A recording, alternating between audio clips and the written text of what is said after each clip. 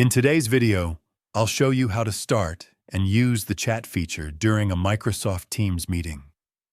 We'll go through everything step by step so you can confidently communicate with your teammates while a meeting is in progress. Whether you're new to Teams or just need a quick refresher, this guide will help make your meetings more productive and easier to follow. To get started, open Microsoft Teams using your web browser or the desktop app, whichever you prefer. Once Teams is open, make sure you're signed in with your account so you have access to all meeting features.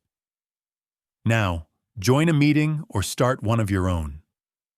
Chatting during a meeting is especially helpful when you want to share notes, ask questions, or post links without interrupting the speaker. While you're inside the meeting, look at the meeting controls located at the top or bottom of your screen.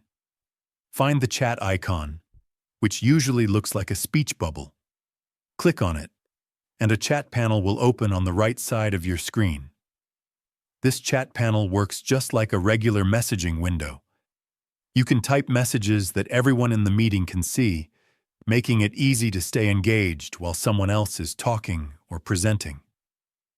When sending messages, try to keep them clear and relevant to the discussion to help keep the meeting organized.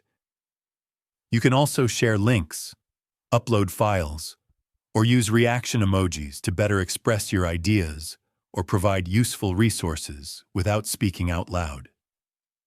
This is especially helpful during large meetings or webinars. Keep in mind that messages sent in the meeting chat are visible to all participants, so always be mindful of what you share and maintain a professional tone. The chat window stays available for the entire meeting, so you can continue the conversation as needed. After the meeting ends, the chat history is saved, allowing you to review messages, links, or files that were shared. And that's it. You now know how to start and use chat in a Microsoft Teams meeting to communicate clearly and efficiently with your team.